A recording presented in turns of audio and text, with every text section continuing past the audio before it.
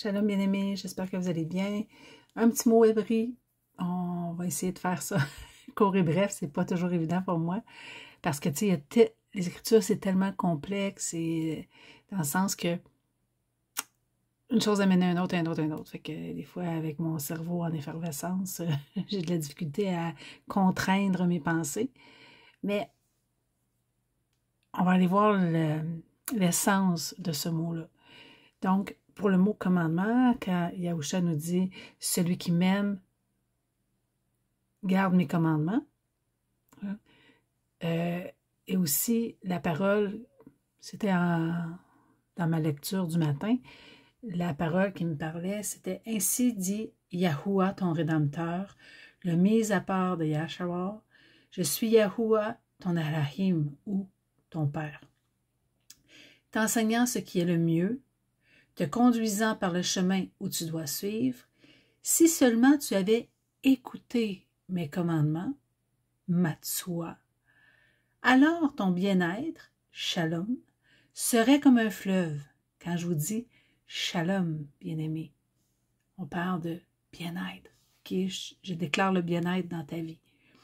Ta justice, Tzedaka, comme les flots de la mer, et ta semence aurait été comme du sable, et la progéniture de tes descendants comme des grains de sable. Son nom n'aurait pas été retranché, ni détruit de moi. On va aller voir. Commandement, c'est Matsua.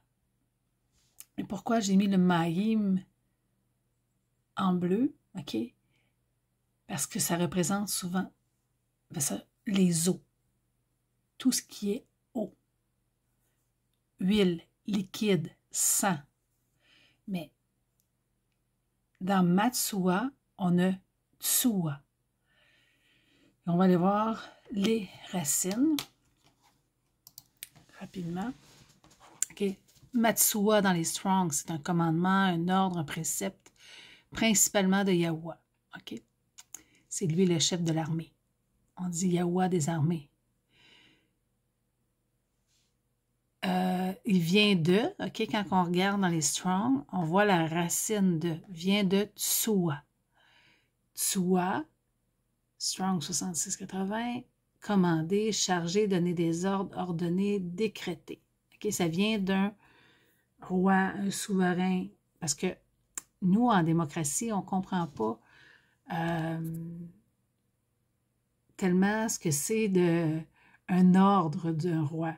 OK, un ordre, on s'obstine pas avec. Hein? On ne débat pas dessus. On y obéit. Parce que dans le passé, aujourd'hui on le voit moins, là, mais dans le passé, tu désobéissais à un roi, c'était la peine de mort. Hein? Fait que là, pour le moment, pour l'instant, on est sous sa grâce, mais ça ne veut pas dire qu'on est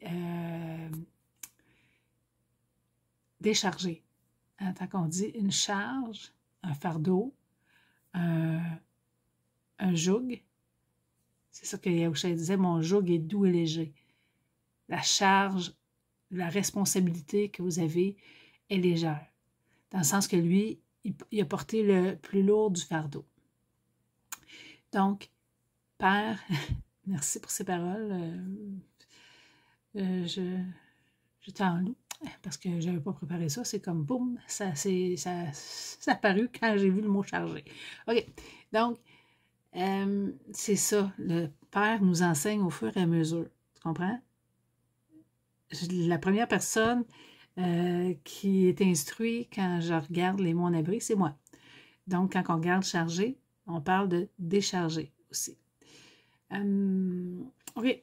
Donc, on va aller voir la grammaire maintenant, comme on fait toujours quand on a nos capsules d'abri. La racine tsu. OK?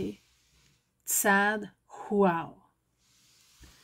Cette racine très importante caractérise toute espèce de ligne tracée vers un but, dont le signe Tsad est le symbole. On a vu cette racine-là dans Tzadik, quand on parle du juste. Elle développe toute idée d'ordre de commandement, de direction imprimée par un premier mobile. Tsua, okay, c'est une racine, c'est une loi, une ordonnance, un ordre, une gestion, tout ce qui conduit à un but, un précepte, un statut, une maxime de conduite, hein, une ligne de conduite. L'action d'ordonner, de diriger, de conduire, d'imprimer un mouvement. Dans l'arabe, dans la grammaire, on peut voir une similitude. C'est plutôt une sorte d'humectation naturelle et par l'impression que cause la lumière sur l'organe de la vue. Parce que un aveugle, pourquoi il voit pas? Il n'a pas accès à la lumière. Donc, on parle de lumière. Non, il ne faut pas que je parte dans ce sens-là. Et on va aller voir le maïm, la lettre maïm, parce que là, elle est un article devant le mot tsoa. Comme image symbolique, elle représente la femme, la mère, compagne de l'homme, tout ce qui est fécond, formateur. Employé comme séquentimal, le signe maternel, femelle, celui de l'action extérieure et passive, tout ce qui est local et plastique. On n'ira pas tout parce que ça serait trop long. Mais j'ai retenu formateur. C'est pour ça que j'ai mis formation. Ou on pourrait dire enseigner, instruire, enseigner. Donc, le maïm, si on les prend lettre par lettre, le maïm représente l'eau, représente aussi la parole, comme je disais, l'huile, le sang, qui représente aussi le souffle, l'esprit de Père qui est la parole, qui est l'eau. Le tsad, c'est comme un chemin qui a un but final. C'est aussi un homme courbé, soumis. Si on le regarde dans l'autre sens, ça peut être un homme à genoux qui se soumet. C'est la justice, donc je me soumets, mais on a tellement une mauvaise image de la soumission parce qu'il y a une différence de se soumettre à un souverain juste et de se soumettre à un tyran. C'est deux choses complètement différentes. Il y a une soumission qui t'amène à la vie et une autre qui t'amène à la mort. Le but final, le huar, c'est un piquet de tente, c'est un clou. On pourrait dire une conjonction qui attache deux éléments. Ici, on voit que c'est la justice. Ici, on voit que c'est l'homme. C'est puissant quand même. Le commandement, dans le fond, il attache, c'est le chemin de la vie. Bon, je viens de voir ça en même temps que je vous parle. OK. Et le ha, c'est la vie. Donc, on pourrait dire que l'enseignement est le but, l'enseignement conduit à un but. Le commandement, si on le voit dans la pensée abrite, la pensée hébraïque, c'est l'enseignement nous conduisant à un but. Père a toujours un motif derrière ses commandements. C'est pas juste obéis puis tais-toi, là. Ça, c'est un tyran.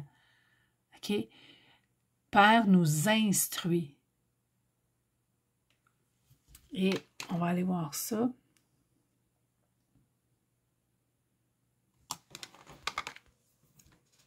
Dans Dabarim de Deutéronome 24:12, quand j'écris le nom en avant, Dabarim, ça c'est le terme abri qui devrait être écrit.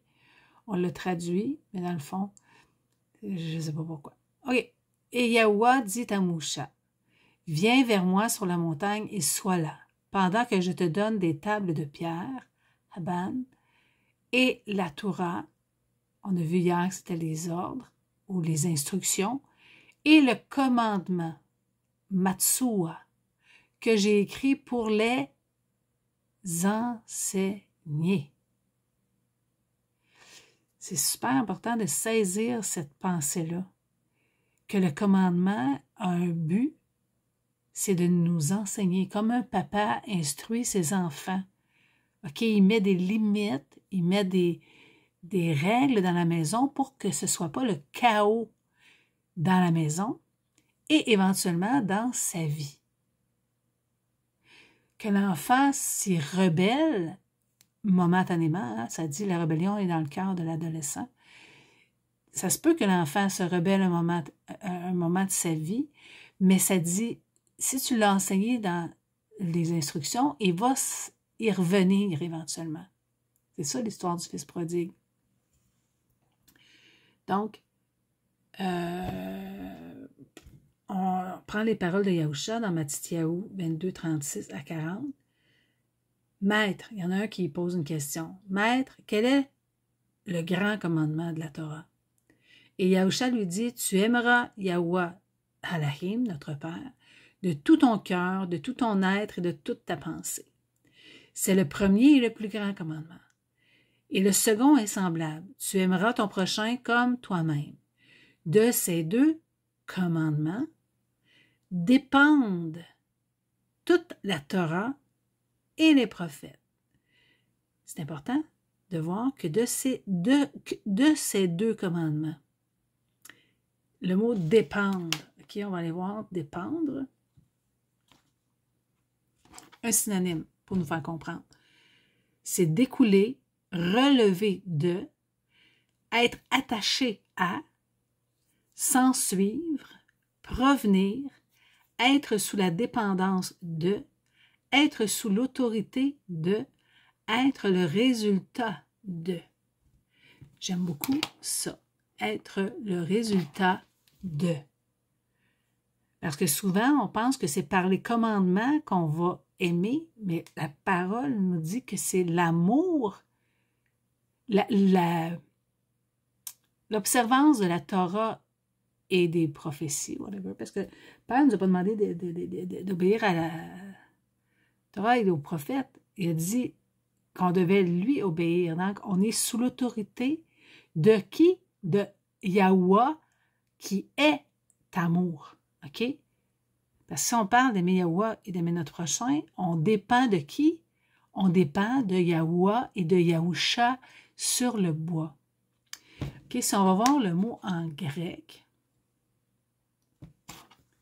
pour dépendre, c'est pendre, suspendre, accrocher, être suspendu, utilisé pour celui qui est pendu au bois.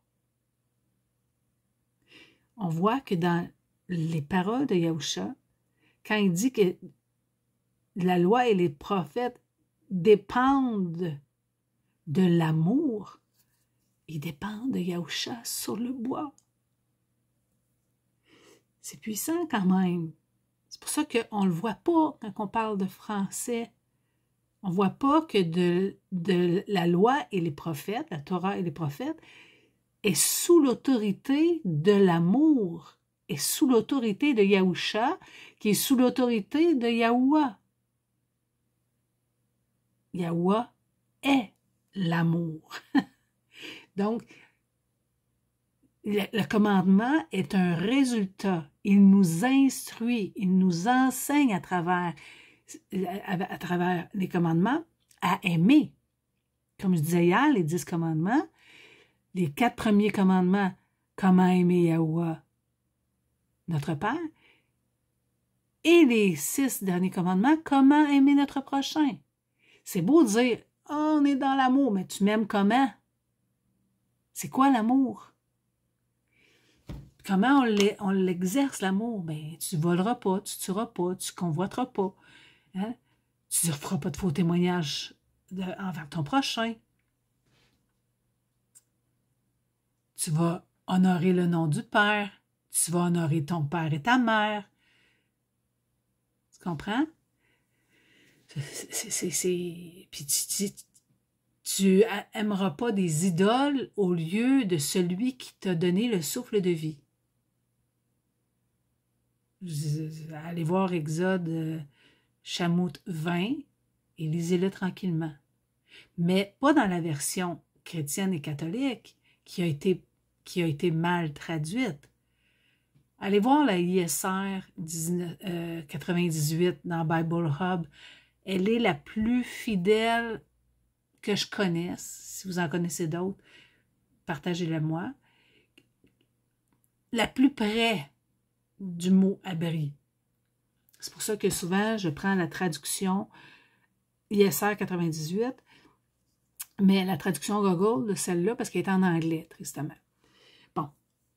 Quand on a regardé tantôt ce qu'on pourrait lire du mot Matsua, on a vu que c'était la formation ou l'enseignement qui conduit à un but. On voit dans 1 Timothée 1,5 le but du commandement. Okay? La finalité. Le pourquoi il y a le commandement. C'est un amour d'un cœur pur, d'une bonne conscience et d'une croyance sincère. OK? Ce n'est pas pour taper sur notre frère, ce n'est pas pour s'élever au-dessus de notre frère, parce que si tu regardes une parabole, il y en a un qui dit je te loue, Père, de ce que je ne suis pas comme lui, je jeûne 2 fois par semaine, je fais ci, je fais ça. Il s'élevait au-dessus de son frère parce qu'il mettait en pratique les commandements. Mais il n'avait pas compris que le but du commandement, c'est d'aimer. Et son frère, qui est à côté, il dit « Aie pitié de moi, pécheur que je suis. » Yahusha, il dit « C'est qui va sortir juste? » Il dit « C'est le deuxième, parce qu'il a reconnu que sa capacité d'obéir au commandement ne venait pas de lui-même, il en était incapable, mais c'était une faveur que Père lui donnait et que par son esprit, son souffle, il en était rendu capable. On voit encore dans Dabarim, Deutéronome 5,29, « Aussi ils avaient toujours ce même cœur pour me respecter. » OK? Craindre, des fois, les gens vont l'associer avec peur. Mais la crainte, c'est pas de la peur d'un tyran. Okay? Quand il y a un tyran qui nous donne des ordres, on a peur parce qu'on sait qu'il va nous battre ou quelque chose du genre. Tandis que l'amour, quand tu aimes ton parent, okay, comme j'aime mon père terrestre, je le respecte. J'honore qui il est. Ça ne veut pas dire que si tu as un père, un papa, j'aime pas dire mon père, un géniteur qui est un tyran, que tu dois lui obéir nécessairement. Ça veut juste dire que tu l'honores pour ce qu'il est. Donc, on a vu ça, afin qu'ils fussent heureux à jamais. C'est ça. Or, s'ils avaient toujours ce même cœur pour me craindre ou pour me respecter, pour observer tous mes commandements, afin qu'ils fussent heureux. Le but de l'enseignement, c'est le bien-être. Quand on comprend que la mise en pratique des instructions, des commandements, et je parle maintenant du livre de l'Alliance ou des paroles de Yahusha qui sont en accord avec le livre de l'Alliance. Le livre de la loi, on parle des lois cérémonielles, des lois qui étaient en attendant que la rédemption ait été accomplie en Yahusha. C'est sûr que la loi morale de la Torah s'enligne avec les commandements. C'est pour ça que, oui, la loi morale, on doit la mettre en pratique. Tu sais, parce que dans la Torah, dans le livre de la loi, parce que le peuple était rebelle, il a fallu qu'il dépeigne plus en détail la loi morale pour qu'il la comprenne. Mais quand tu aimes ton prochain, tu ne fais pas de mal, tu comprends? C'est pour ça que ça dit « Faites pas aux autres que vous ne voudrez pas qu'on vous fasse ». Quand on regarde Yahusha, il dit que si écoute mes commandements, ton bien-être serait comme un fleuve, ta justice comme les flots de la mer. Souvenons-nous des paroles de Yahusha. Il dit si quelqu'un a soif, okay, parce que la parole est toujours comparée à de l'eau. Et un jardin, pour qu'il soit luxuriant, a besoin d'eau. Et notre être, okay, est comparé à un jardin. Soit il est désert, okay, soit il est luxuriant. c'est ça qu'on appelle l'épanouissement, s'épanouir. OK? Donc, quelqu'un qui s'épanouit, c'est qu'il y a de l'eau. Mais certaines personnes, on voit, parfois, tu le vois dans le regard de la personne, qu'elle est, qui est morte, je sais pas trop, tu sais, que c'est désert, on s'entend. Les eaux vives dont Yahusha nous parle, il dit, si quelqu'un a soif, qu'il vienne à moi et qu'il boive. Que celui qui croit en moi boive. Comme le dit l'Écriture, du plus profond de lui couleront des fleuves d'eau vive. Qui va faire en sorte qu'il va s'épanouir. Et il dit ceci concernant le souffle à l'esprit que ceux qui croiraient en lui allaient recevoir. Le souffle, c'est aussi l'enseignant, le guide. On a un GPS intérieur maintenant. Ça ne veut pas dire qu'on n'a pas besoin d'aller méditer sur les Écritures, mais lui, il nous convainc de justice et de jugement. Donc, je n'ai pas besoin d'aller convaincre mes frères et sœurs, de les taper sur la tête, de dire d'obéir. Ce n'est pas notre mandat. À moins, comme je disais hier, qu'il a péché contre nous. Mais on est là pour les instruire, leur donner de l'instruction, parce que la personne qui ne sait pas, elle ne pêche pas, elle ne sait pas. Elle ne sait juste pas. OK, un enfant, quand il grandit, bon, on ne lui demande pas de faire les choses qui est un exemple, dans les règles à la maison, ben là, de nettoyer sa chambre, de faire les règles sanitaires de la maison, ben, on ne lui demandera pas à 2 ans la même chose qu'on va lui demander à 15 ans, quand il a pris la maturité. Donc, il y a des choses que c'est par la maturité qu'on va comprendre, qu'on va saisir. C'est pour ça qu'on doit être indulgent, patient. L'amour est patient. Donc, je suis rendue à combien? 22 minutes. OK. Il dit cela concernant le souffle que ceux qui croiraient en lui allaient recevoir, car l'esprit mis à part n'était pas encore donné, parce que Yahusha n'était pas encore honoré. Il n'avait pas passé devant le Père. Donc, on voit ça aussi dans Machli, Proverbe 10, 11. La bouche du juste, on sait qu'il y a un seul juste, c'est Yahusha. C'est fait pour nous, hein, il dit, il s'est fait pour nous sagesse, justice. Est une source de vie, mais la violence couvre la bouche des méchants. Hein, celui qui croit en Yahusha, des fleuves d'eau vive, c'est-à-dire la sagesse. La sagesse qui est en haut, qui est pure, qui est conciliante, qui est pleine de bonté. Pas une sagesse qui détruit. Machli, Proverbe 18, 4. Les paroles de la bouche d'un homme sont des eaux profondes. La source de la sagesse est un torrent qui jaillit. Hein, il dit des sources d'eau vive jailliront. Donc, c'est la sagesse. Il nous parle encore des eaux. Quand on parle du livre des Proverbes, Machli commence encore par un maïm. Machli commence par maïm. Comme dans Mashiach. Bon, je termine là-dessus. Quand il parle de shalom, hein, il dit, si tu écoutes mes commandements, ton bien-être, shalom, sera comme un fleuve. Hein, on parle aussi, quand il nous parlait des fleuves d'eau vive, c'est aussi ton bien-être.